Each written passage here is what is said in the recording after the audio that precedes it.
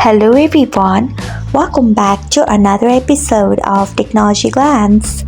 Today in this video, I'm going to guide you through how you can enable ABP VN on Brave. So let's get started. Firstly, open Brave browser in your device. Then tap on three dots icon. Next tap on settings. After that, tap on Brave Shields and Privacy. Then scroll until you find content filtering. Next tap on it. After that, scroll until you find ABP VN.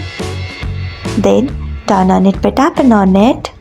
So this is how you can enable ABP VN on Brave. Thanks for watching. If you found this guide helpful, we would love it if you hit the thumbs up button below. We upload great new tech tutorials like this one every day, so do not forget to subscribe to our channel and hit the bell icon so that you'll never miss another update.